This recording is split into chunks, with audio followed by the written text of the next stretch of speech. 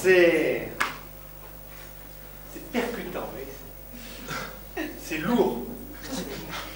C'est un peu lourd, ouais. Mais non. Alors, Corentin Boniface, mais c'est une copie made in Essex de Pascal Boniface géopolitique, c'est ça, les avez fait. C'est fiston. Oula, j'ai une grande responsabilité sur moi. Bien, excellent.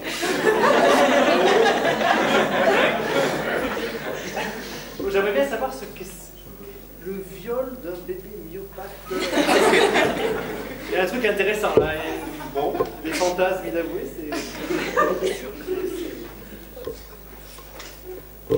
Alors c'est intéressant parce que finalement on est dans la même dynamique, une espèce d'alternative, là comme ça, on fait du drôle et puis après on passe sur du lourd, vous voyez, là, et puis on arrive à la fin et vous avez sorti une vision extrêmement réaliste de la situation actuelle. Vous avez dit, j'ai pas trouvé grand chose. Donc le mec, il fait un truc à plein sec, qui est une super asso et tout, dans une super école de fous, et il vous dit, j'ai pas trouvé grand chose. Donc vous êtes encore là, les gars. Il y a eu un essai aussi. Et... Décidément. Bon, sinon, vous voulez vraiment qu'on juge le fond de ce qui a été dit parce que... J'ai quand même beaucoup aimé la fin, pour finir sur vous. Vous avez fait un truc vraiment très haut, très osé. J'ai vraiment été choqué par votre envie, vous voyez, de casser les codes, de casser la bonne société bien pensante. On sent le mec totalement subversif. Je vais faire un éloge de l'indignation. Un vieillard sénile qui a vendu 30 millions de bouquins de merde, dans lequel il dit et le mec arrive, indignez-vous. C'est le fils de Pascal Boniface. Après, on passe aux Chinois. Chinois post-21e siècle. Ça a été débridé, c'est le parfait prototype. Moi, je suis convaincu, je signe. C'est tout débridé, tout c'est trop bien. Et en plus, c'est un bon diplomate. Il excelle dans la langue de bois. C'est extraordinaire. Alors, vous avez peut-être un peu trop confiance en nous, quand même. Parce que vraiment, vous comptez sur nous pour qu'on adhère à ce projet de future République populaire de France avec le grand Mao Hollande. Vous voyez, là, il est arrivé, là. J'entends qu'ils disent. C'est comme ça, là. Mao. Voilà, Mao Hollande, notre grand timonier. Écoutez, je pense qu'il va falloir que nous reprenions la barre ce soir parce que nous allons tout droit vers le Japon. Et ça serait terrible. Merci.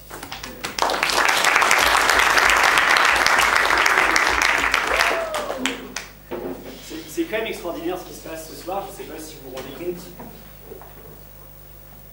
Non, vous ne vous rendez pas compte, d'accord.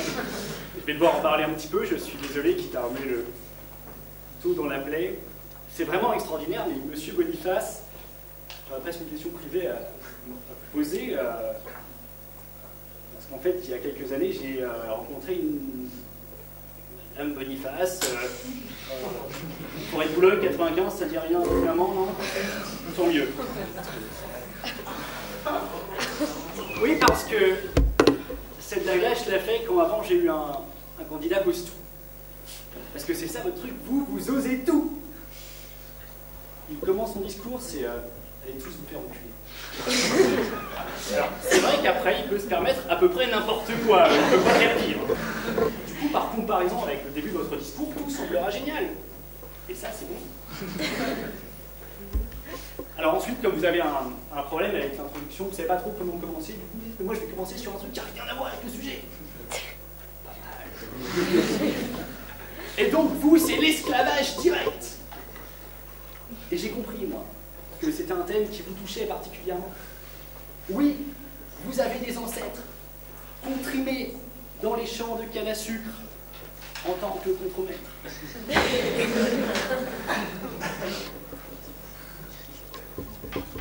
Les blagues juives, les blagues sur les mosquées, mais nous, enfin, vous n'avez pas le droit. C'est tellement politiquement correct, mais vous êtes subversif comme garçon. En soirée, on doit être Léa devant vous. Non, ça a l'air de marcher du tonnerre, ce petit business-là. En plus, vous avez ce truc, j'aurais voulu, enfin, parfois, on nous file des CV des candidats avant. souvent, en fait, le CV, c'est assez éclairant, hein, on ne se rend pas compte. Par exemple, je présuppose que dans les petites lignes qu'il y a au bas, vous avez marqué prof particulier. Et alors, on ne sait jamais trop ce que ça fait un prof particulier, mais moi, je vous ai regardé plaider, et j'ai eu cette petite idée. Vous vous touchiez comme ça, j'étais là. Et ça avait un côté un peu. Oh, tu es juif, mon petit? Mais bien, je vais t'expliquer le monde. Je vais t'expliquer le monde. Alors, de quoi vous lui avez parlé? Vous lui avez parlé des questions d'Israël, mon petit. Du coup, je te pose une question et tu réponds, et si tu te trompes, t'as une punition. Alors, on y va. Première question. Alors là, il y a une sorte d'énorme truc et vous faites tourner la flèche. Évidemment, s'il a la question, tant mieux. Sinon, il y a un garage. Alors, on y va. Vous tournez la flèche et ça tourne, et vous attendez. Le petit, il est là, il a rien demandé à sa maman qui vous paye 30 € de l'heure en plus pour lui donner un cours sur la géopolitique à la version de Plédé-Sec. Bref, c'est l'arnaque du siècle. Et ça se passe très mal et le petit garçon finit par parler à ses parents, vous vous retrouvez en garde à vue, vos ennuis commencent. Là, vous avez besoin d'un bon avocat, je vous donne un mec. Ce qui est incroyable, c'est qu'après Corentin Boniface, on se dit, mais ça peut pas être aussi déconcertant la suite. Ça va forcément se calmer à un moment donné. Pas du tout. Je sais pas où ils ont trouvé Monsieur Nalatambi,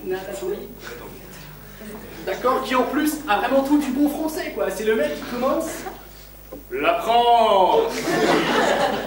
On regarde ce type, mais mes parents étaient de tirailleurs sénégalais, allez, je la payer celle-là.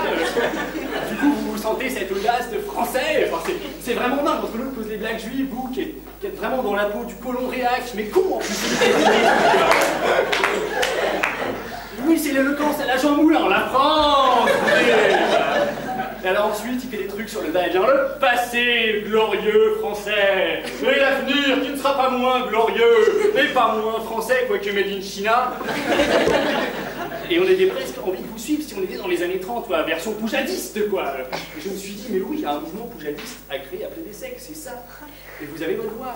Ce côté vieille France, finalement, il faut faire du français, il faut faire du camembert, il faut faire du cornichon, faire du sauciflard, mais oui, mais il faut oser tout. Alors attention tout de même, parce que dans sauciflard, il y a du porc. Alors je ne sais pas si vous êtes aussi français que vous en avez l'air. Mais dans ce saucisson, il y a du porc. Monsieur Nala, comment? On va éviter les jeux de mots sur les sobriquets.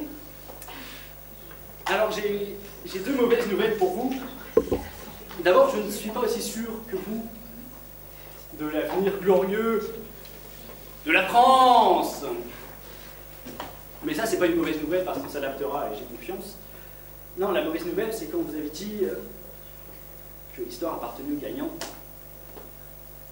Bon, au moins vous êtes lucide, quoi, c'est déjà ça. Alors il y a une phrase qu'on dit souvent, hein, derrière chaque grand homme, ah, il y a une femme.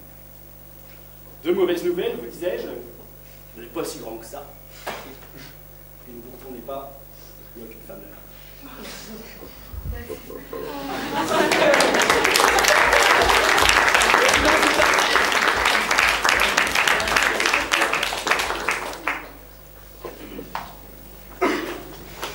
Et je vous demande maintenant d'accueillir notre dernier candidat, Ludovic Fournage. Ludovic, l'homme qui, le 13 mars dernier, entre au Foyz et demande que l'on mette sur l'écran du Foyz l'élection du pape. Et Ludovic va donc répondre à la question, le pape, combien de divisions? Ludovic, quand tu le souhaites,